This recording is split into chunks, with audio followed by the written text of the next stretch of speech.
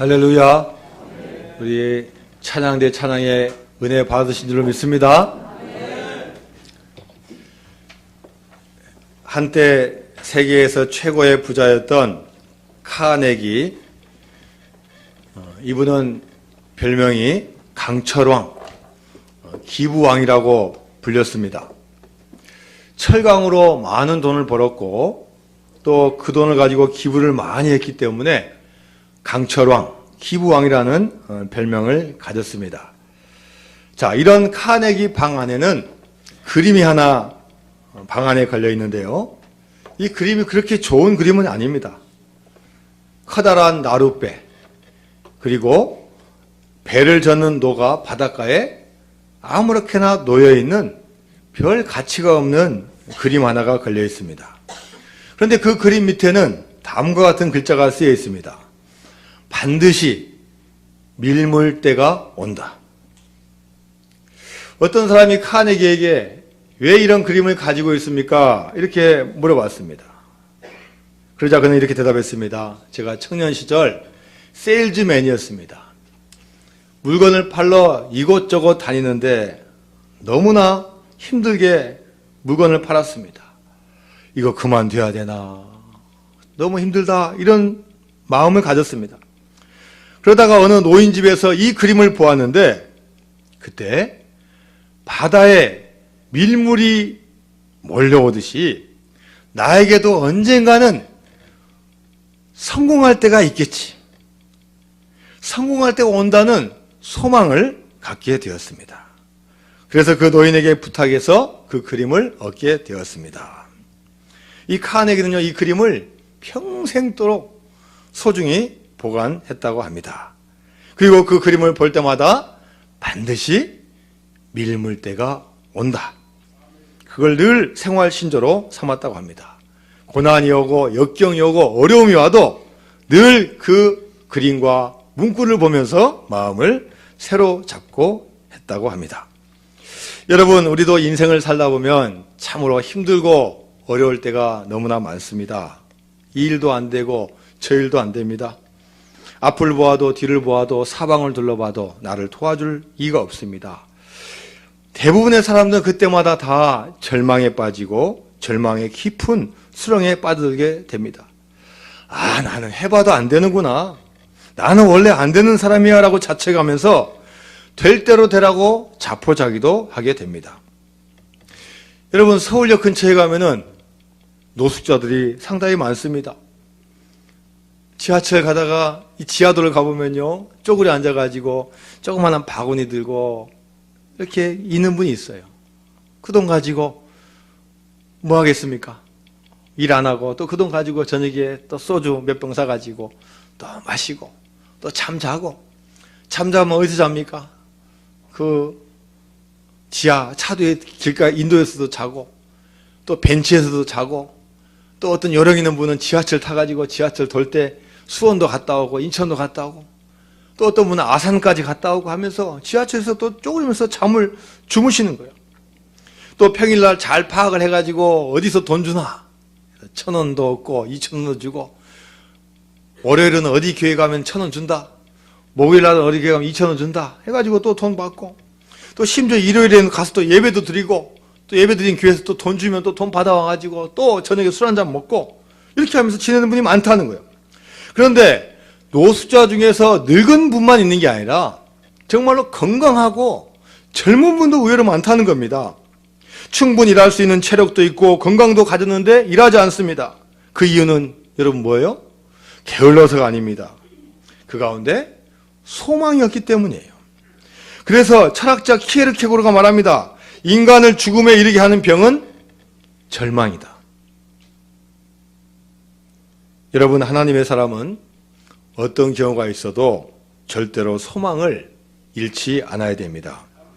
왜 그렇습니까? 하나님 우리에게 생명을 주신 분이시기 때문입니다. 우리가 죽는 순간까지는, 하나님이 데려가기까지는 이 땅에서 소망을 가지고 살아야 됩니다. 건강이 좋아도 소망을 가져야 되고요, 건강을 잃어도 소망을 가져야 됩니다. 젊어도 소망을 가져야 되고요, 나이가 많아도 소망을 가져야 됩니다. 내가 40대, 50대가 돼도 소망을 가져야 되고, 내가 90대가 되어도 하나님께서 데려가는 그 순간까지는 소망을 가지고 살아야 됩니다. 아무리 힘들고 어려워도 소망을 포기해서는 안 됩니다. 왜요? 하나님이 우리 생명의 주관자가 되시기 때문입니다. 그래서 믿는 사람은요, 절대로 포기하면 안 돼요.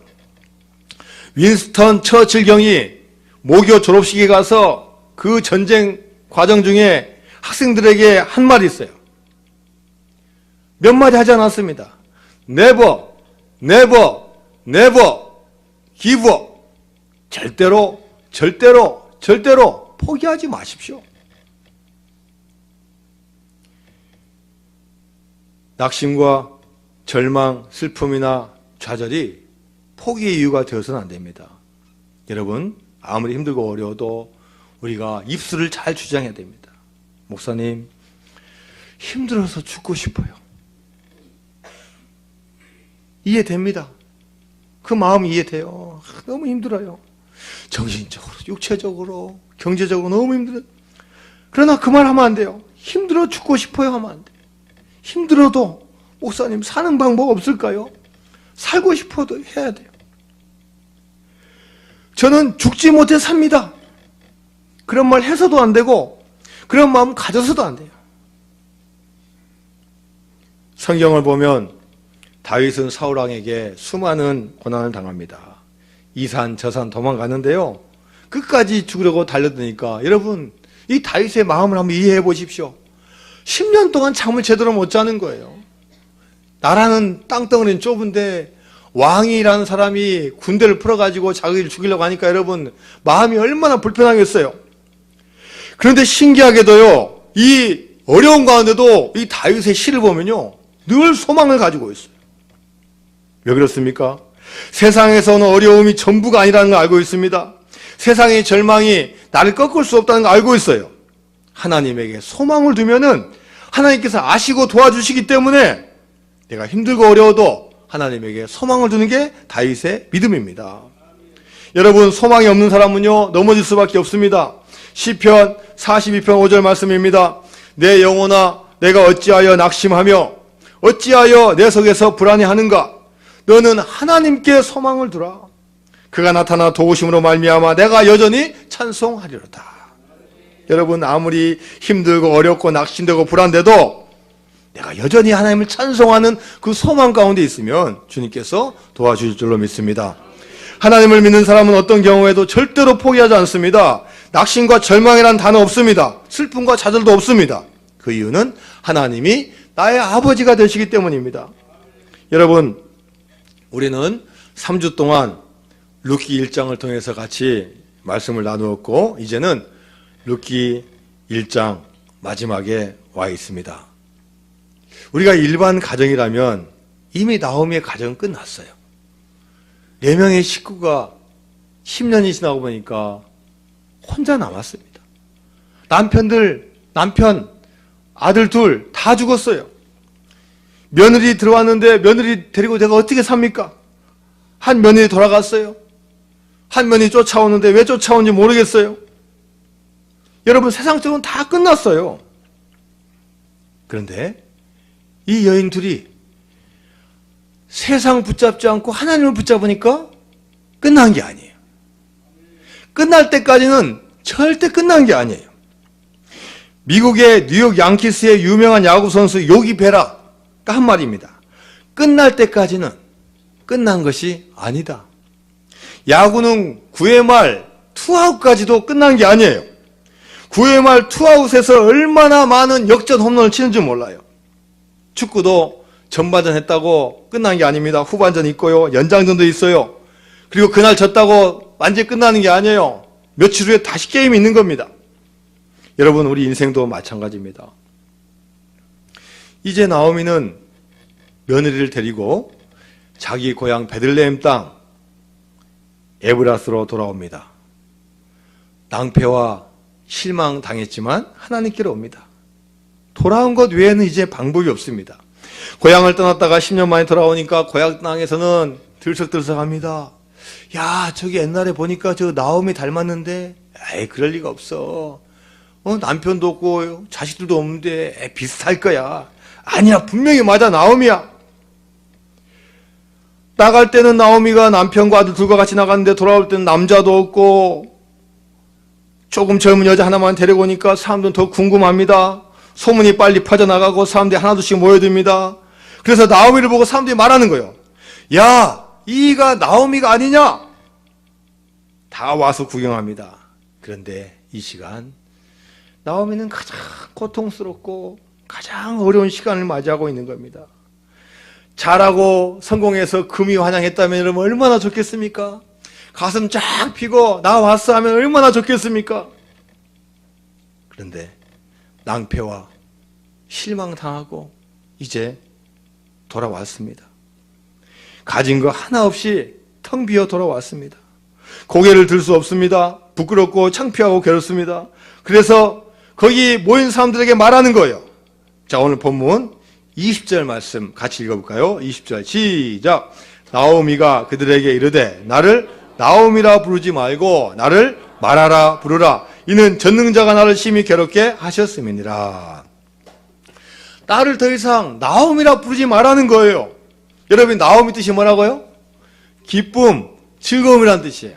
내가 이름이 기쁘고 즐겁고 참 너무 예쁜 이름인데 나를 나오미라고 부르지 말고 뭐라고 부르라고요? 마라라 부르라. 마라 뜻이 뭡니까? 괴로움, 고통, 슬픔이라는 뜻이에요. 얼마나 힘들고 얼마나 창피하고 얼마나 어려웠으면 나를 마라라 부르라고 했겠습니까? 나는 내 이름처럼 기쁨과 즐거움의 삶을 살지 못했습니다. 나는 고통 가운데 살았습니다. 그래서 내 이름은 슬픔과 고통입니다. 이렇게 고백하고 있는 거예요. 여러분, 사람이 가장 두려운 게 뭡니까? 자기의 치부가 드러나는 거예요. 야, 이거 숨기고 싶은데. 다른 거 몰라도 내가 안에 감춰져 있는 거 이거 숨기고 싶은데 이거 치부가 드러나는 거예요. 자기의 상처, 부끄러움, 잘못을 드러내는 거 결코 쉬운 일이 아닙니다. 여러분, 지금도 이스라엘에 가서 이스라엘 사람들에게 당신이 가장 존경하는 인물이 누굽니까? 이렇게 물어보면요, 대답이 다양할 겁니다. 우리 초대 수상입니다. 지금 현직 수상입니다. 아브라함입니다. 솔로몬입니다. 많은 대답을 해요. 그러나 그들 마음 가운데 지금도 가장 존경하는 사람이 누구예요? 다윗입니다. 그래서 그 나라 국기에 보면은 가운데 별이 있어요. 하얀색, 파란색 별이 있는데 이거 뭐라고 그래요? 다윗의 별, 또 다윗의 방패라고 합니다. 솔로몬이 남과 북 국가를 연합해서 통일하고 하나의 문장을 만드는데 그 문장에다가 다윗의 별을 딱 붙였어요. 이게 전통이 돼가지고 지금도 그 나라 국기에는 다윗의 별이 놓여 있는 거예요. 여러분, 다윗이 왜 위대하고 왜 훌륭합니까? 다윗이 가장 잘한 것이 무엇입니까? 블레셋을 물리치고 골리앗을 무너뜨린 것이 아니라는 거예요. 다윗이 가장 잘한 것은 오히려 수치스럽고 어려울 때 하나님 앞에서 자기의 죄를 회개하고 주님 앞에 드러내는 것이 가장 위대하다. 성경에서요, 늘 하나님에게 회개하고 하나님 죄인입니다 하고 하나님에게 능력을 간구하는 그 다윗의 모습이 가장 훌륭하다는 거예요. 자기 민족을 위해서 유부녀 밧세바를 취하고 자기 만족을 위해서 유부녀 밧세바를 취하고 들통날까봐 그 남편을 죽이고 자기 죄가 선지자 앞에서 지적당하는 순간 수치스럽고 창피하니까 얼마든지 자기 권력을 가지고 그 선지자 죽일 수 있어요. 은폐할 수 있어요. 권력을 가지고 얼마든지 할 수 있어요. 그러나 그 왕자에서 겸손히 내려와서 자기 죄를 시인할 수 있는 용기, 하나님 앞에서 자기 죄를 드러낼 수 있는 그 회개, 그게 다윗이 가장 위대하다는 거예요. 그래서 너는 내 마음에 합한 자라고 인정을 받는 겁니다. 여러분, 우리가 잘못했을 때 그 잘못을 인정하고 고백하는 일에서부터 우리의 회복이 시작될 줄로 믿습니다. 이 나오미가 나를 나오미라 부르지 말고 마라라고 부르라고 한 것은요, 포기하는 게 아니에요. 포기하는 게 아니라 오히려 지금에 있는 현실을 극복하겠다는 거예요. 내 힘으로 살아서 이렇게 되었는데 내가 다시 하나님께로 되돌아오겠다는 다짐입니다. 20절 뒷부분에 보니까요, 이는 전능자가 나를 심히 괴롭게 하셨음이니라.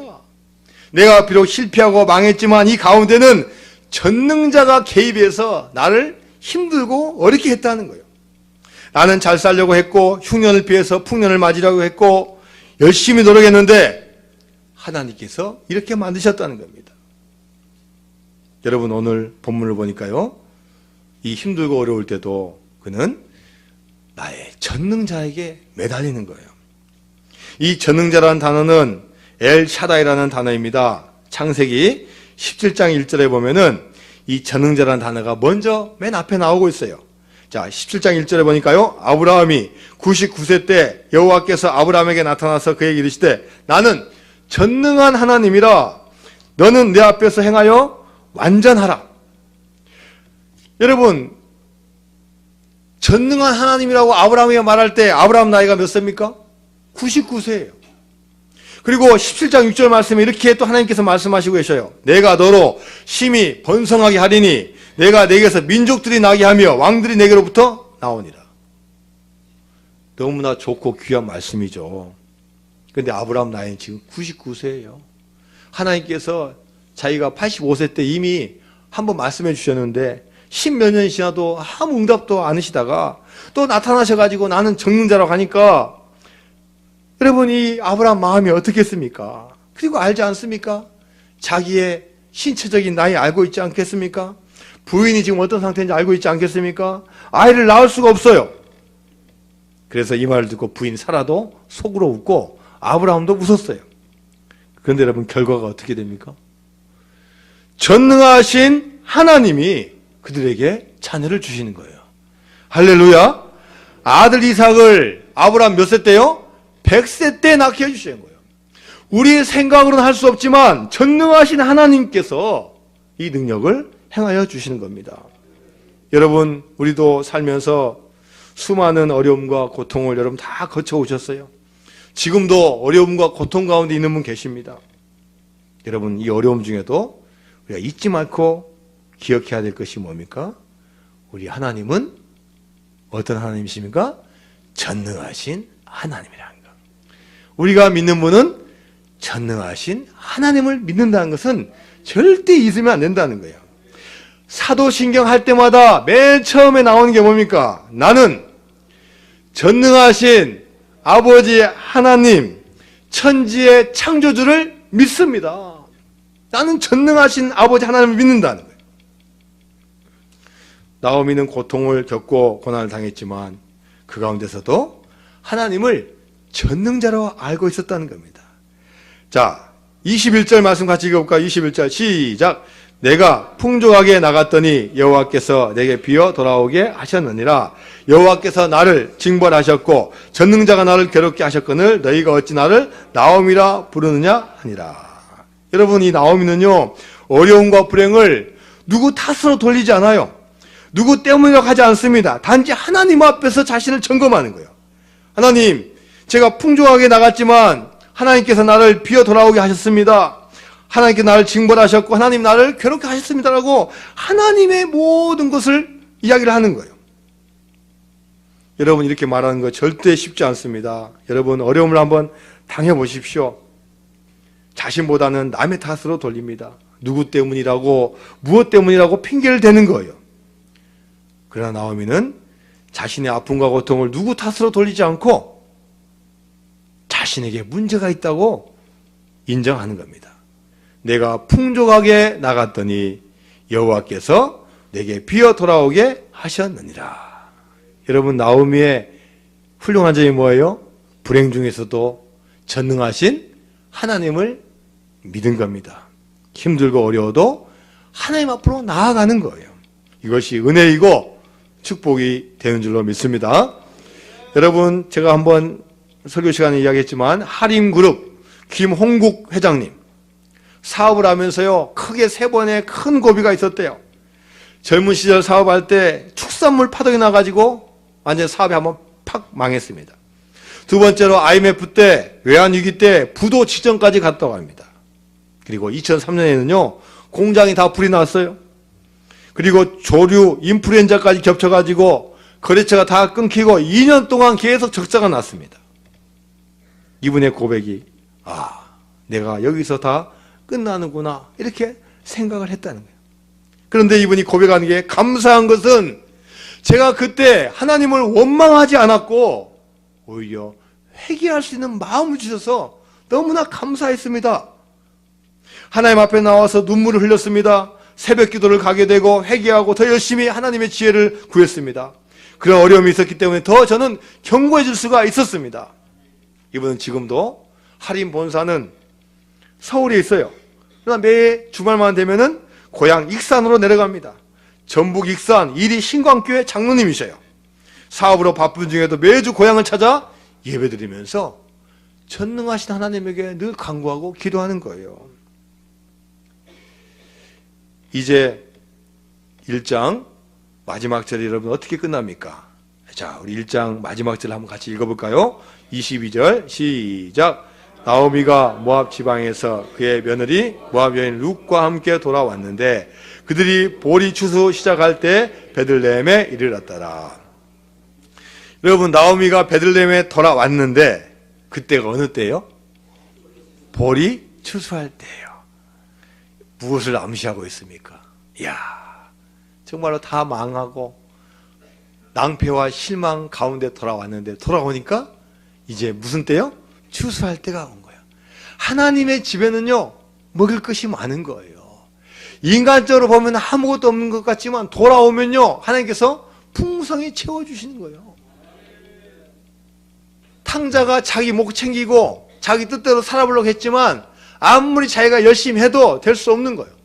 돌아오면은 주님께서 지켜주시고 도와주시는 거예요. 여러분, 하나님께서는요, 자기 백성을 반드시 돌보십니다. 하나님은 자기 백성 책임을 지시는 거예요. 절대로 굶어 죽도록 내버려 두지 않으십니다. 하나님은 자신을 의지하고 오는 자에게 풍성함을 허락하여 줄 줄로 믿습니다. 집을 나간 아들 돌아오시기를 바라는 게 아버지의 마음입니다. 여러분, 절망스럽고 안 될 때가 주님을 만나고 체험하는 절호의 기회가 되는 줄로 믿습니다. 이때가요, 진짜 전능자를 발견할 때예요. 자기가 있어야 할 자리로 돌아올 때 하나님께서는 그 순간부터 하나하나씩 회복을 시켜주시는 거예요. 22절 앞부분 보니까요, 나오미가 모압 지방에서 그의 며느리 모압 여인 룻과 함께 돌아왔는데 돌아오니까 그때부터 하나하나 축복의 길이 열리는 겁니다. 여러분, 오늘도 낭패와 실망 속에서 혹시 살아가시는 분 계십니까? 많은 인간관계를 맺고 있는데 공허와 절망을 맛보고 있는 분 있습니까? 땀 흘려 열심히 일했는데 지난 세월이 허송이라고 생각하시는 분 계십니까? 풍족하게 나가는데 지금 텅 비었다고 생각되는 분 계십니까? 그렇다면 우리가 원래 위치로 돌아와야 될 줄로 믿습니다. 하나님에게로 돌아가야 합니다. 말씀으로 돌아가고 순종으로 돌아와야 될 줄로 믿습니다. 여러분, 우리가 반항할 수 있어요. 불복할 수 있어요. 또 때로는 그게 시원합니다. 또 그렇게 한번 해보고 싶어요. 그런데 여러분, 그런 세월은요, 허송하는 세월이에요. 그것이 계속되는 동안 우리의 풍족은요, 비는 것으로 끝나버려요. 끝없는 낭비, 손실입니다. 비는 것으로 끝나버리고 맙니다. 아무리 많이 하려고 해도 소용이 없어요. 한 가지 방법이 있습니다. 우리가 서야 할 믿음의 자리로 돌아올 때 주님께서 채워줄 줄로 믿습니다. 바로 그 자리가 하나님께로 떡집으로 돌아오는 거예요. 22절 하반절에 그들이 보리 추수 시작할 때 예루살렘에 이르렀더라. 돌아왔더니 추석이고 풍년이고 새로운 시작을 알리고 있습니다. 시편 71편 14절 말씀입니다. 나는 항상 소망을 품고 주를 더욱 찬송하리이다. 여러분, 이 앞에 13절까지 구절 보니까요, 너무 힘들어가지고요, 도망다니기 너무 힘들어가지고, 하나님 언제까지입니까? 하나님 언제까지입니까? 그런데 그렇게 힘들어도요, 결론이 뭡니까? 나는 항상 소망을 품고 주님을 더욱 찬송합니다. 하나님은 저 같은 사람에게도 목사의 직분을 주셨습니다. 젊은 시절 신학 공부를 일찍 했습니다. 7살에도 학교 가고요. 한 번에 대학 들어가고요. 저만 들어간 거 아니지만 한 번에 대학 들어가고요. 한 번에 대학 졸업했어요. 군대도 안 가고요. 그냥 바로 대학 졸업했어요. 이야, 그렇게 하니까 주변에 보니까 대학 졸업해서 나보다 어린 사람 없더라고요. 이야, 얼마나 기분도 좋고 의기양양하고 교만한지요. 공부하다가 야, 이 신학 공부가 나한테 맞지 않을 것 같다. 돈 벌고 사업 잘하면은 교회에 도움되고 그렇게 하면 되지. 꼭 신학할 필요 있나? 일 열심히 했습니다. 결국 일하다가 망했어요. 실패했어요. 여러분, 제가 왜 망했겠습니까? 누구 핑계 댈 필요 없어요. 제가 잘못해서 망했습니다. 아무리 세상이 어떻고 동업자가 어떻고 IMF가 어떻고 다 핑계예요. 제가 잘못해서 망한 거예요. 하나님보다 세상이 먼저입니다. 교회 일보다 내 일이 먼저예요.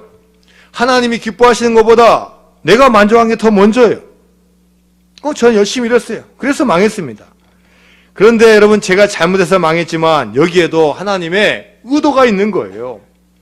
하나님은 택한 자기 백성 사랑하시니까 반드시 잘못된 길로 가면요 안 되게 하시는 거예요. 야, 너 계속 그렇게 살다가 너 의미 없는 인생 될 텐데 너 계속 살 거냐? 너 사업만 망하고 직장만 망하면 괜찮은데 너 건강도 잃고 너 인생도 잃고 너 가족도 잃을래? 너 세상 욕심 사탄에 사로잡혀서 사는 삶 너 그거 괜찮냐? 좋냐? 더 이상 살지 말라고요. 신호를 주시는 거예요. 빨리 돌아서야 되는데 한 번 주춤, 두 번 주춤 하니까요, 하나님께서요, 이거 가져가시고 저거 가져가시고 다 가져가시는 거예요. 다 항복하고 손 들고 돌아옵니다. 물론 떳떳하지 못해요. 얼마나 창피한지, 얼마나 수치스러운지 누구한테 말할 수도 없고요. 저 같은 사람이 목사 된다 그러면 사람들이 비웃을 것 같고요. 올 수가 없는 거예요. 그런데 하나님께서 그렇게 의도하시니까요, 사람을 살려주시고 또 이렇게 회복시켜 주신 줄로 믿습니다. 다시 돌아오라고 망하게 하신 거예요. 여러분, 우리가 직장생활 하시고 사업하시고 열심히 일합니다. 혹시 그 가운데 여러분 힘들고 어려운 분이 있습니까? 그때 다시 한번 하나님을 바라보시는 여러분 되시기를 바랍니다. 여러분, 고난 속에 축복이 있습니다. 아니, 고난 자체가 축복입니다. 하나님이 우리에게 고난을 주신 것은 우리를 멸망시키려고 주신 것이 아닙니다. 고난을 통해서 우리 자신을 돌아보게 하십니다. 그리고 고난을 통과하면서 하나님은 우리를 믿음의 사람으로 만드시고 복을 주실 줄로 믿습니다. 여러분, 고난을 잘 통과하면요 반드시 우리에게 풍년이 옵니다. 풍년은 지금 어렵다고 다른 곳으로 가는 게 풍년이 아니에요. 우리가 어디에 있든지 어떤 모습인지 확인하고 돌아올 때 풍년이 시작되는 겁니다. 저와 여러분은 다 다른 모양, 모습을 가지고 있습니다. 사업장도 틀리고 직업도 틀리고 직장도 틀리고 DNA도 틀리고 달란트, 은사 다 틀려요. 그러나 우리가 가야 될 길은 뭐겠습니까? 전능하신 하나님의 백성이 되는 것입니다. 전능하신 하나님께 돌아오는 것입니다. 아무리 힘들고 어려워도 우리와 함께 하시는 전능자가 기다리고 계실 줄로 믿습니다. 우리가 고난이 왔을 때 여러분 절망하거나 슬퍼하지 마십시오. 오히려 그것은 하나님께로 돌아가고 축복을 받는 중요한 기회이고 축복의 시작이 될 줄로 믿습니다.